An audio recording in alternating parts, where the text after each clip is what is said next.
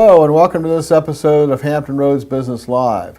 Today my guest is Charles Spells with Bradford-Cameron, a roofing and contracting company in the area. How you doing, Charles? Doing pretty well. Good. I'm glad you took a time out on a rainy day to come and see us. So I guess this will get your phone ringing. It usually does. It usually does, yeah. Can you tell us, just give us an overview of what your company does and a little bit about it?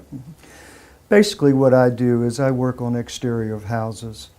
I do roofing, I do siding, I do windows, I do decks, I build porches, anything that is involved with the exterior of a house. I do termite repairs, I do all types of work involving the exterior of the house. The exterior house, okay. All right, and how long have you been doing this? Since 1982. Since 1982, okay. All right, and what area of, I mean, are you just South Side, or you South Side Peninsula, or where? I cover the entire Hampton Roads area. I go as far as North Carolina, Elizabeth City, through Nags Head, and I work up in Williamsburg and a little bit up towards Richmond, depending on the size of the job. Okay, well, you've certainly been around a long time, and I know, as a personal note, that I've had experience with your company twice, two different roofs, one in a house in Chesapeake and one in a house in Virginia Beach, and that's how I knew of you. Roofs are doing good. Good. But I've come to know in talking with you that you do more than roofing. So Correct. Can you tell us, and you just rattled off a list of services, but can you tell us a little bit more about like your windows, siding, and that sort of services that you offer? Can you, is it a particular brand, or like Anderson windows, or On my siding, I usually use CertainTeed products. CertainTeed, they have a contractor program where they educate their contractors, they train them on a regular basis, and I like being involved with companies that take the time to invest into the contractors, to give them the products they need, to let them come to their seminars and tell them the problems they're having with the products, installation-wise, stuff like that. CertainTeed has one of the top warranties on the market, and the products that they have, color-wise, are nice. There's a wide realm of styles that you can work with them to get the look that you want with your house. Windows are something that I go across the board with windows. I work with Andersons, I work with just about any manufacturer's windows. What I find is consumers today are educated, so the first thing they do is they get on the internet. They start shopping products, looking at codes, specs, everything that goes on with the product. Right. So what ends up happening is when you go to sit down with this customer, generally they've already picked a window out, or they've been with somebody else that has shown them a window and they like that product. I'm like this, as long as the product equals what I have, I usually don't have a problem with it if it's got a good backing behind it. Mm-hmm. What I find with windows a lot of times is what you got to be careful of is the warranty on the window. How soon, if a problem comes up with the window, will the window be taken care of, such as if the glass breaks, because you have lifetime glass warranties on your windows. So, these are things that I look at. I use a company that's called Symington. They have a nice window called a Reflection 5500. But what I like about them is if you break your window, I can usually turn it around within 48 hours from the plant. So part of your service then, when what I'm hearing anyway, is that when you're looking at roofing or siding or windows, that you're also looking out for the customer in the long run with warranties and things that they may not really be too much aware of or have really given a lot of thought to. So you're looking out for their benefit there. Basically, I'm looking out for their benefit and mine, because I've been around so long. I'm the guy that's going to get the call if the problem comes up. Right. Being I'm not a super large business, I'm a small business, owner-operated. I have my hands in every part of the business. Being that, when a problem comes up, I don't have a lot of time to manage it. I want to turn it around. I want to go out, I want to see it, I want to file it, then I want to tell you what I'm going to do for you. And then when it comes in, come out, put it back in for you, take care of the issue. Customer service is what I'm big on, and I'm very particular. That's why I have my hands on everything involved with my business. Okay, so when someone calls you, they're actually dealing with the owner of the company. They're dealing with the owner of the company and his son. And his son. Okay, well, my father and I started this business, so yeah, I can relate to that. And actually, my son works for me now, so we're 3 generations going on. Okay, so tell me about green products. That's so big nowadays. Green products affect your business? There's a lot in my business that green products do affect. I'm really heading in the green area. I'm studying solar now. I'm looking at green products. What's going on is the cities now and most of your states are pushing green. And what they're trying to do is they're trying to clean the environment up. So they're trying to get material out there. And most of your green products are usually recycled stuff that's been remanufactured. And most of it is lifetime stuff that's going to last you for a lifetime. So what I do is on my upper end sales, such as my Enviro Shake, which is a green product, I do my best to push that people use those types of products. Most people look at a roof and they think, well, you know, they're more price conscientious than really looking at the long term. If you're going to stay in a house 30 to 35 years, then you need to put you on a roof that's going to stay with it. Right. Your roof is probably 30 to 40% of the look of your home. And so if you have a nice, attractive roof, it's just going to help you in resale value and everything else, and you'll generally recover your money. Now, I know that, of course, you were saying that you do windows and sidings and decks and all this other stuff in addition to roofing. So when people call you, do you have bundle deals where they could, because sometimes I'm assuming that they would be wanting to do the siding and the roof at the same time, or they're trying to change both, or they're doing windows and siding or whatever. So there are some advantages to doing the two together through one contractor?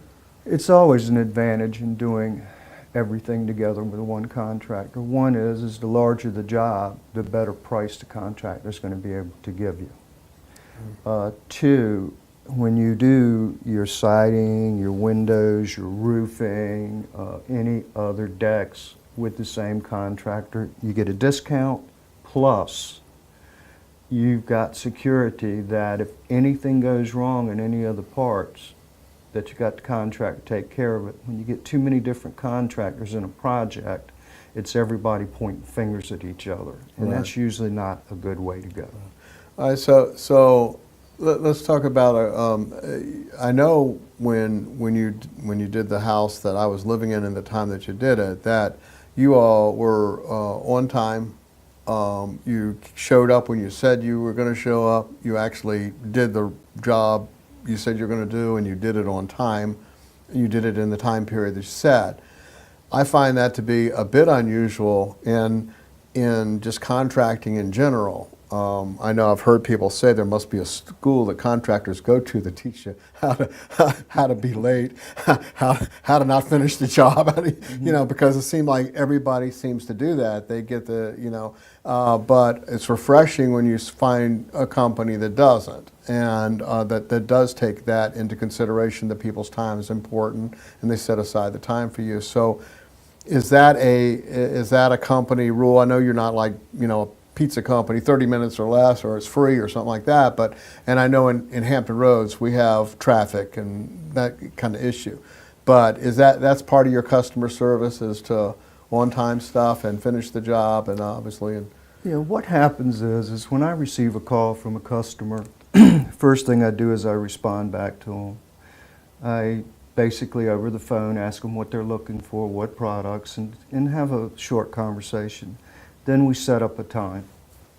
Once we set the time up, the time's penciled in. Now, I have always made it a practice that if I'm running late, to call. If I'm running early, I'll call. So through the course of the day, one, I make sure I see every client that I've committed to. Two, the thing is that, you know, people's time are important, you know. And I'm a contractor, I'm not a doctor, so I'm not going to make you wait Right. 3 hours to see me. Right. What I find is by having this practice, when I get to a customer, they're usually more calmer, and the sale is a whole lot better. And what I do is I basically give them their estimates, and then talk to them a little bit. If they want to see product, I give them addresses to go look at the product. But I respond to each customer within a reasonable amount of time. Now, any contractor will tell you there's points where he kind of gets in trouble, especially after a major storm moves through. So then you are running late on schedules. But Right. I take the time to call the client to let them know and Okay. give them the option to reschedule. Most people will generally take off from work to get their estimates. They'll try to get them all in one day. Mhm. You know, they'll set up an appointment with you. They'll run home from work. So it's important that you show up. That's what they're looking for. Right. If you can't show up to give them the estimate on a proper time, how are you going to do the work at a proper time? Your Right. credibility's gone right there. Right. So that's the one thing I try to do is keep credibility in those areas so that that customer knows what I'm going to do, that I'm going to show up, I'm going to do the job right. And you work within different budgets. I mean, everybody's got different budgets that they can do, and so you take that budget and work and tell them what they can do for that, basically, I guess. Well, what happens is generally if they're doing a renovation project, if they want to do their sidings, their windows, and their roofing, and combine a package together to redo the exterior part of their house, I'll sit down and I'll have a conversation with them because most people know what they want to spend when they're going to do a renovation project. So it's already there in their mind. Now it's the thing is to find out what products look good and what they can afford. Right. A lot of people will come in and they'll want the new shake style sidings, the cedar impressions, the perfection look, which it's a very costly product. So, you know, we'll generally package that up, you know, and get it put together, and then I'll always have at least a couple more options, downsizing it from them to help them out because, like I say again, it's within a budget. Now, you're a Class A contractor, right? That's Can correct. you tell the viewers here, what does that really mean? Class A contractor is insured by the state of Virginia. If you do business with a Class A contractor, and let's say something went wrong, the contractor didn't finish it, something happened, then the state of Virginia would step in, bring another contractor in to finish the project that this one defaulted on, and then would shut that particular contractor down. A Class A contractor has got to have a certain amount of worth in the company, financial-wise, with equipment, money, et cetera, in order to get that. He's also got to have training, certain types of training for the different types of the Class A contractor license. I'm pretty much all the way. I can do exterior, I can build, I can do pretty much anything with my license. But like I said, I kind of keep myself down to doing what I do best, which is roofing, siding, windows, decks, and screening and porches and stuff. I know that you said you're hands-on with everything, but you have employees. I have employees, that Okay, is and they're correct. long-term employees. That's correct. Okay. All right, so that can speak highly for a company that you've had people that have been with you for a long time. And I know that in your industry, there's a problem with companies that are not doing things exactly on a level playing field. Did you want to address that at all? Well, what we're finding in the industry today is a lot of companies are coming in, they're misrepresenting themselves. They're going out there, they will take down payments from customers. And, you know, unless you're really doing a tremendously sized project or buying a specialty product such as special ordering windows or something like that, you really shouldn't be giving a down payment to a contractor. If a contractor can't finance your job, such as putting on your roof, then there should be an issue there. That should be the first flag you have. He should come in there, he should do your job, take care of you, finish it up, and collect his money at the end of it. What happens is people give these down payments because they trust these guys, and then what ends up happening is they keep the money. The people don't get the job done, and I get a lot of calls like that. And then there's just a lot of contractors out there that are not putting on the product right. They're not nailing it properly, they're not doing certain things with products that need to be done. And so I see this every day. I go out on insurance claims a lot. I see stuff being done very improperly in insulation. And this is the thing. With a contractor like myself, I go to classes, I get trained. I want to keep my Class A license. I want to be able to do business, and I want to keep my referral business as strong as it is now. And that's what it is. When I come to somebody's home, I am there to, one, get your brothers, your sisters, your mothers. I want your referral. So when I leave you, you're going to be happy. Okay, well, that's you certainly had me. So I know exactly what you're talking about. That's good. You and I were talking before we did this interview, and you were mentioning to me about improper venting on roofs. That was something that you wanted to address. Mm-hmm. So I didn't quite understand that, but here's your chance. Explain it to me. There's, in the industry right now, ridge vent, which goes across the top of the ridge of the house. You're supposed to cut a slot, open it up, and vent it out. Just about every roofing contractor that comes out to customers are selling them ridge vent. Ridge vent is an upsell. Ridge vent was originally designed for cathedral ceilings. A cathedral ceiling is a ceiling that's up against the rafters. You put baffles in it, you draw from the outside, it vents that ceiling out, cools it off. But now people are installing it on the whole house. Well, what's going on is most of these companies that are selling this product, one, they use salesmen. It's an upsell for them because when you use a salesman and you're paying him commission, the higher he sells the job, the more money he makes. There's a certain way that this product needs to be addressed, and it's not being addressed. I'm seeing leaks from it, I'm seeing issues, but the main thing that I'm seeing going on with this is the roof warranty will not be covered if any issues come up.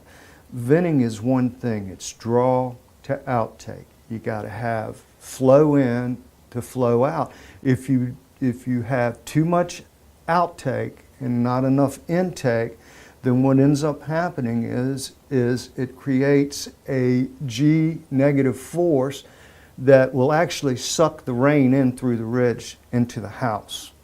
But the main thing is it keeps the moisture inside the attic, which in turn cooks the roof because it's coming up through the plywood, and you get the musty smell in the attic. You don't release the heat.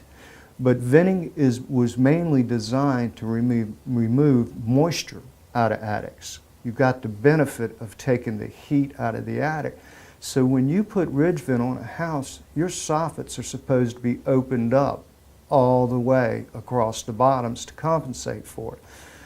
I see people roofing contractors put ridge vent on and leave the standard vents that were already existing on the house right underneath of them. So they start working against each other. I see them install ridge vent on homes and have no soffit vents on them at all. This is a problem that is going to be rampant here probably in the next 10 to 15 years as these roofs fail from it, because it just started becoming a big, huge sales item in about the last 5 years. So it's going to catch up. Whenever you're discussing roofing with a contractor, you go over the venting, have him explain it to you. You know, when I come up to your house, I walk around the base of your house, I look up at your soffits, I got a little formula that I work out to get the draw to the outtake. Then I recommend. Most homes built today, and I want to say probably in the last 15 years, are properly vented by the builder. And because it is a code by the city that you put the proper ventilation in. So most homes are set up right. People spend a lot of money to add this ridge vent to their ridge, and a lot of times they're causing disaster, because when it comes time to claim the warranty, they're not going to get anything for it. They're going to be replacing a lifetime roof within about 10 to 15 years. So that's what bothers me about the venting. That's good to know. Well, this has been a very enlightening interview. Let me ask you, since you've been in business so long, if you had to suggest 3 things to someone thinking about getting in business, any business, what 3 things would you recommend that they do? Anybody getting into today's market, just about any type business you get in is going to be a struggle. 1, you have got to take care of your customer. When they show up, when they call you, you got to show up on time. You got to take care of their needs. You got to know what you're selling them. And then you've got to help them along in the process, because most of them don't understand what they're looking at. 2, you know, if somebody pays you and they have a problem with the job, you need to go back and take care of the problem. It doesn't matter, product, whatever, you take care of that customer. And 3, always be honest. If you don't know something, tell that customer you don't know, but you'll find out. Don't mislead them. If you do that, you will survive like I have for the last 30 years. Well, that's fantastic advice. Well, thank you, Charles. I appreciate you coming in. And so if you're considering having a roof done, or siding, deck, windows, any exterior stuff done like that, and you need a Class A contractor to consider, then check out the contact information at the end of this video and at the bottom of this page. And I'm sure that he would be glad to come out and give you a estimate. So thank you for coming in. All right, and I wish you great success. Okay. All right, thank you. Thank you. All right.